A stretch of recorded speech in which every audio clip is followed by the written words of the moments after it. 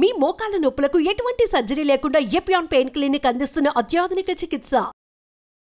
మీ ఆహారం సరిగ్గా లేకపోవటం వల్ల అందరికీ ఏదో ఒక రోగం ఉంది.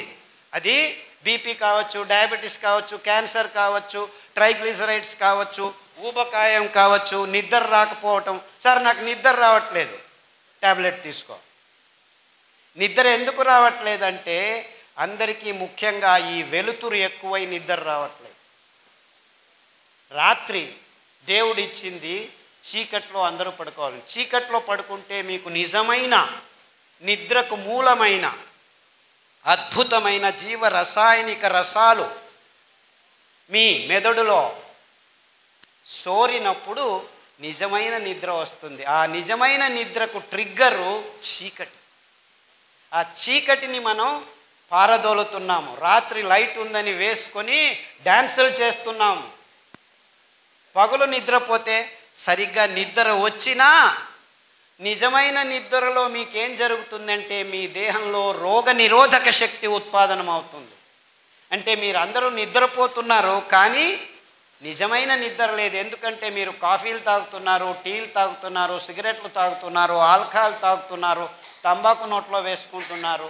ఇవన్నీ దుశ్చటాలు మానవ జాతికి తరతరాలుగా ఈ కంపెనీలు అందజేస్తున్న ఏమిటి ఇది ప్లేట్.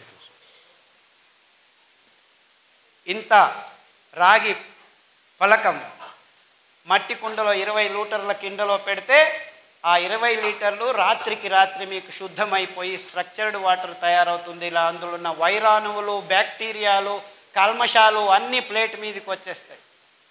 నిజంగా మీరు వైరాణుల నుంచి దూరం ఉండాలంటే రాగి ఫలకము సృజించిన నీళ్లు తప్ప ఇంక ఏ నీళ్లు మీకు అవసరం లేదు, ఏ టెక్నాలజీ అవసరం లేదు. మీరు ఆర్ఓ వాటర్ తీసుకొచ్చినా చివరకు మట్టి కుండలో వేసి ప్లేట్ పెట్టండి, శుద్ధమవుతుంది. ఆ nano particles, plastic nano particles అన్నిటినీ ఇది పీల్చుకునేస్తుంది. అర్థమవుతుందా? అంటే మీరు చేయాల్సింది ఇంతే. అంటే రేపు నుంచి మీరు రాగి ఫలకము, రాగి బిందె, డబ్బులు ఎక్కువ ఉన్నాయంటే రాగి బిందెలు కొనుక్కోండి. 5,000 10,000 అవుతుంది. ఇది 200 రూపాయలు చాలు. మట్టి కుండలో 20 లీటర్ల మట్టి కుండలో వేస్తే చాలు, అద్భుతమైన నీళ్లు తయారవుతాయి. ఆ నీళ్లతో వంటలు వండుకోండి, ఆ నీళ్లతో తాగండి, ఆ నీళ్లతో స్నానం చేయండి. మీకు అద్భుతమైన ఆరోగ్యం 3 వారాల్లోనే తేడా కనిపిస్తుంది. ఈ ప్లాస్టిక్ పాలు తాగనే వద్దండి. పాలు మనకు అవసరం లేదు. అయ్యో పాలు పర్వాలేదు, కాఫీ టీలు ఎట్లా ఆపు చేసేది? ఆ కాఫీ పడకుంటే గాడినే మొదలు కాదు పొద్దున లేస్తే.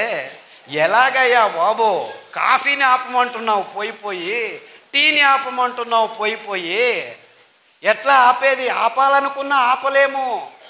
టైం అయితే చాలు కాఫీ కాఫీ కాఫీ. కెఫీన్, ఈ ఆల్కలాయిడ్, నికోటిన్ సిగరెట్టులో, మార్ఫిన్ ఈ డ్రగ్స్లో, చాక్లెట్లో థియోబ్రోమిన్, ఈ ఆల్కలాయిడ్స్ మిమ్మల్ని కావాలి కావాలి కావాలి అని మిమ్మల్ని నిర్వీర్యులని, నిస్తేజులను చేస్తుంది. కాఫీకి మీరు గులాములై పొద్దున్న లేస్తే కాఫీ లేకుంటే ఎవరి చుట్టూ చూడరు, మాట్లాడరు. ఎవరైనా మాట్లాడితే విసుగుతో అటు ఇటు వెళ్ళిపోతూ ఉంటారు. అంటే ఆ కాఫీ పడాలి మీకు. ఇలాంటి దుశ్చటాల నుంచి దూరం ఊరికే చెప్పి కాఫీ తాగొద్దని చెప్పి వెళ్ళిపోతే సరిపోయిందా? ఎలా దూరం చేసుకోవాలి ఈ చటాన్ని అని చెప్పు. కానుగ ఆకు కషాయం తాగండి, చమురు ఆకు కషాయం తాగండి, తిప్పతీగ ఆకు కషాయం తాగండి. 6 వారాల్లో మీకు కాఫీ అవసరం లేదు అనిపిస్తుంది. 6 నెలల్లో డ్రింక్స్ అవసరం లేదు అనిపిస్తుంది. 3 నెలల్లో సిగరెట్ను దూరం చేయొచ్చు. కానుగ ఆకు, నేను ఉత్తర కర్ణాటకలో ఇలాగే ప్రయాణం 4-5 రోజులు చేసేవాడిని, 100 కిలోమీటర్లు. ఆ డ్రైవరు ప్రతిసారి అలా నిలిపేది, నోట్లో పెట్టుకునేవాడు తంబాకు.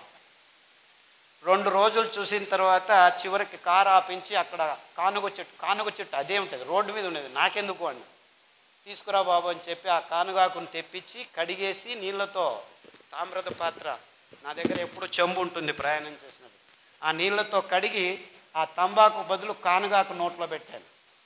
2 సార్లు చేస్తే 3వ సారి వాడు తంబాకు బదులు కానుగాకు పెట్టుకుని ఆ రసాన్ని పీలుస్తూ 6 రోజుల్లో తంబాకు నుంచి అప్పుడే వాడికి నోట్లో క్యాన్సర్ వచ్చింది. 6 వారాల్లో ఆ గాయం బాగైపోయింది.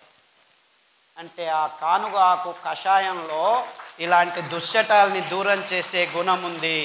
అదే రీతి చమురు ఆకు, అదే రీతి తిప్పతీగ ఆకు. సో ఒక వారం కానుగ కషాయం, ఒక వారం తిప్పతీగ కషాయం, ఒక వారం చమురు ఆకు కషాయం మీరు వరుసగా క్రమం తప్పకుండా 9 వారాలు తాగితే పడిగడుపున కాఫీలు అందరూ ఏం చేస్తారు, టిఫిన్ బాగా లాగించి కాఫీ తాగుతారు. ఇప్పుడు మీరు లాగించే ముందు కషాయం తాగండి. ఎందుకంటే మొత్తం మీ పచననాళంలో అక్కడికక్కడ పీల్చుకొని మీ రక్తంలోకి ఈ అద్భుతమైన పరమాణువులు వెళ్ళి మీ నరాల దౌర్బల్యాన్ని, ఆ నిస్తేజాన్ని, నిర్వీర్యాన్ని మీ దేహం నుంచి దూరం చేయాలంటే ఇంత సింపుల్గా ఉంది సొల్యూషన్. కానీ మీరు ఈ దూరం కావాలి అనేది మీ మనసులోకి రావాలి. ఆ దూరం చేసుకోవాలి అనుకుంటే చాలు, దేవుడు ప్రకృతిలో అద్భుతమైన పదార్థాలను ఇచ్చాడు. మీకు ఆరోగ్యాన్ని ప్రసాదించే అద్భుతమైన కానుగ చెట్టు మన దేశంలో ఎక్కడంటే అక్కడ పెరుగుతుంది. చమురు చెట్టు గింజలు పడేస్తే మీరు చూడకుండానే చమురు చెట్లు పెరుగుతాయి. ఎవరు ఏమీ చేయాల్సిన పని లేదు, 1 పైసా ఖర్చు లేదు. తిప్పతీగ తెలుసా మీకు అది ఎలా పెరుగుతుందో? అమృతబల్లి అంటారు దాన్ని. అంటే మీరు అది వద్దు చీ అని పారేసి చించి పడేసి పైన ఆ గోడ మీద కట్టేయండి. ఆ గోడ మీద కట్టండి. 3 వారాల తర్వాత చూడండి, ఇలాంటి భయంకరమైన కాంక్రీట్ ఉన్న రూములో కట్టినా కానీ మీరు ఏమీ చేయకుంటే 3 వారాల్లో అది వేరు వదిలి మెల్లిగా వెళ్ళి మన్నును గర్తించి అక్కడ ఆకు మొదలు పెడుతుంది. అంటే మీరు చంపినా చచ్చింది అనుకున్నా 3 వారాల్లో మళ్ళా జీవాన్ని వస్తుంది. అందుకే దాన్ని అమృత బల్లి అంటారు సంస్కృతంలో. అదే తిప్పతీగ, అది మీకు అమృతంలాగా పనిచేస్తుంది అన్నమాట. ఆ ఆకు కషాయం అమృత బల్లి. ఈ ఆకుల కషాయాలు మీ దేహంలో నవచైతన్యాన్ని పుట్టిస్తాయి. అలాంటి కోవకు చెందిందే పునర్నవ అని ఇంకొక ఆకు ఉంది. అది తెల్ల గలిజేరు, అటుకు మామిడి ఆకు, ఎర్ర గలిజేరు అని మన వాళ్ళు వైపు ప్రాంతాల్లో పిలుస్తారు.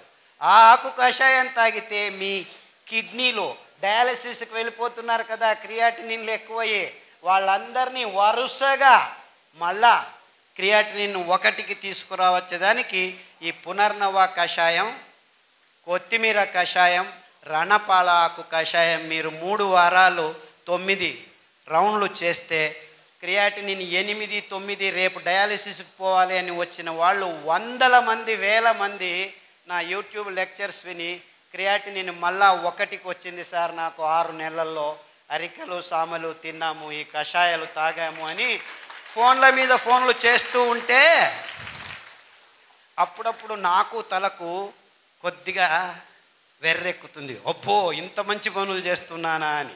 నేనేమీ చేయట్లేదురా పిచ్చోడా, అవి చేసేది ఆ తీగలు, ఆ కషాయాలు, ఆ అరికలు, ఆ సామెలు, వీటన్నిటినీ పుట్టించింది ఆ భగవంతుడు.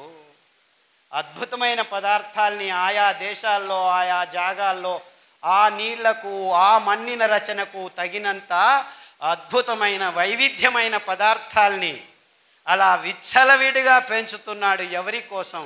నీ కోసం, నీ చుట్టూ ఉన్న జంతుజాలం కోసం. ఈ అద్భుతమైన చెట్లు తీగలు 100,000 కోట్ల సంవత్సరాల నుంచి ఈ భూమి మీద ఉన్నాయి, పచ్చతనాన్ని కాపాడుకుంటున్నాయి.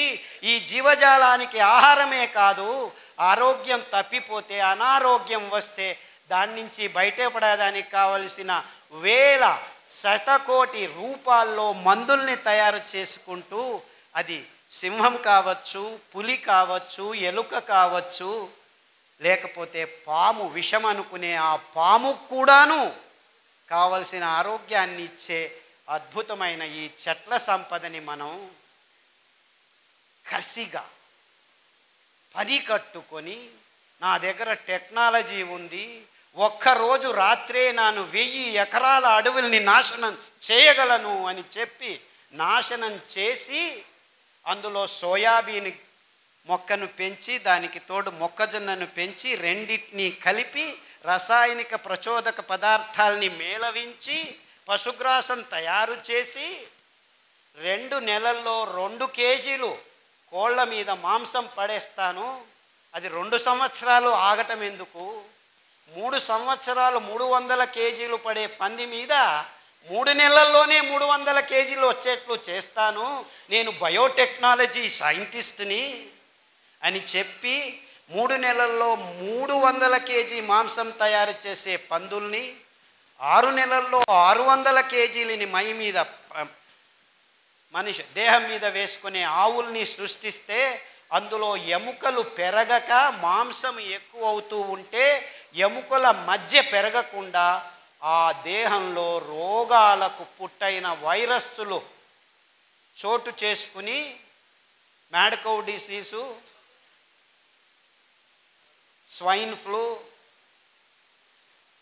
H5N1, కోడి జ్వరము, పక్షి జ్వరం అని వస్తుంటే అవన్నీ మాకేం సంబంధం లేదు. Match the following: swine flu పంది, బర్డ్ ఫ్లూ కోడి, మ్యాడ్ కౌ డిసీజ్ కవ్వు.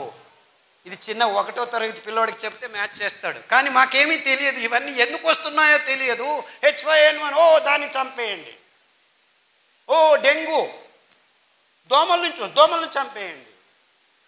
నీఫా, గబిలాలను చంపేయండి. రోగం ఎవరికి వస్తుండేది? మిమ్మల్ని చంపేద్దామా? సో చంపటంలోనే ఉంది మానవ జాతి.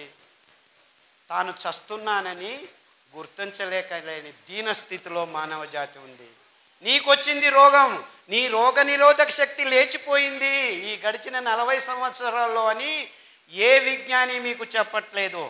రండి, గరిక, తులసి, తిప్పతీగ, బిల్వం, వేప, కానుగ, రావి, ఈ 7 కషాయాలని వరుస క్రమంలో 3 రోజులు లేకపోతే 4 రోజులు తాగండి. 28 రోజులు తాగితే వచ్చే 2 సంవత్సరాలు మీకు డెంగ్యూ లేదు, పంగు లేదు, మలేరియా లేదు, ఏమీ లేదు. నీపా, జుంకా, ఫుంకా, ఇంకా రోగాల పేర్లు పెట్టుకోండి. మీ రోగ నిరోధక శక్తి 28 రోజుల్లో మీ దేహంలో వచ్చి కూర్చుంటే మీరు చికెన్ గున్యా హాస్పిటల్కి వెళ్ళండి, రోగులు 1000 మంది ఉన్నది, మీకు చికెన్ గున్యా రాదు. డెంగ్యూ ఉన్న హాస్పిటల్కి వెళ్ళండి, మీకు డెంగ్యూ రాదు. స్వైన్ ఫ్లూ ఉన్న హాస్పిటల్కి వెళ్ళండి, స్వైన్ ఫ్లూ రాదు. గ్యారంటీ. నాది కాదు, తిప్పతీగది, వేప ఆకుది, బిల్వమాకుది, రావి ఆకుది. రావి చెట్టు మీరు కషాయం తాగాల్సిన పని లేదురా వెధవల్లారా. రావి చెట్టు చుట్టూ 21 ప్రదక్షిణలు చేయండి, మీ మానసిక రోగాలు కూడా బాగైపోతాయని పురాణాల్లో ఎప్పుడో రాసి పడేశారు. లేదు మేము రియల్ ఎస్టేట్ బిజినెస్ చేసుకోవాలని దేవాలయాల్లో ఉన్న రావి చెట్లను కూడా కట్ చేసి కళ్యాణ మంటపాలు కట్టుకొని బిజినెస్లు చేస్తూ కూర్చుంటున్నాం. రావి చెట్టు అంటే ఎంత అద్భుతమైన అశ్వత్థమర. ఆ రావి చెట్టు, వేప చెట్టు దగ్గర ఉంటే దాని చుట్టూ మీరు 7 ప్రదక్షిణాలు చేస్తే మీ అసమతులనం నాశనం అయిపోతుంది. సో PCOD ప్రాబ్లము, గర్భకోశ ప్రాబ్లము, స్తనాల్లో ప్రాబ్లము, వీర్యకణాలు లేదు అంటే వెళ్ళండి, ఆ రావి చెట్టు చుట్టూ 21 ప్రదక్షిణాలు చేయండి. 48 రోజుల్లో మీకు సమతులనం వస్తుంది, పీరియడ్స్ సరిపోతాయి, పిల్లలు పుట్టుకుంటే పిల్లలు పుడతారు. 100 మందికి చెప్పాము, 100 మందికి పిల్లలు పుడుతున్నారు.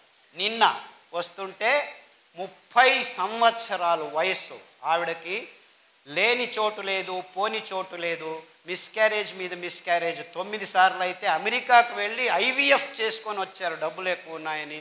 ఆ పాప కూడా మిస్క్యారేజ్ అయిపోతే చివరికి ఏమీ చేయలేక దిక్కు తోచక ఉంటే నా లెక్చర్ విని నిజంగా వాళ్ళు రావి చెట్టును వెతుక్కొని కషాయం తాగి దాని చుట్టూ ప్రదక్షిణం చేశాము, మాకు ఇప్పుడు పిల్లోడు పుట్టాడని నిన్ననే ఫోన్ చేశారు. ఇది సైన్సు, IVF సైన్స్ కాదు. ఎందుకంటే కృత్రిమంగా వీర్యకణాల్ని ఎవరిదో ఎక్కడి నుంచో తెచ్చి ఈటేదు వాటేదు అని చేస్తే మీకు వచ్చిన రేషియో 2%. అంటే 100 ఎక్స్పెరిమెంట్లు చేస్తే 3 అవుతుందంట. అది ఒక సైన్సా? పుట్టగొడుగుల్లాగా IVF సెంటర్లు మన ఊర్లలో వస్తున్నాయంటే ఏమిటి? You cannot even have sex properly అని.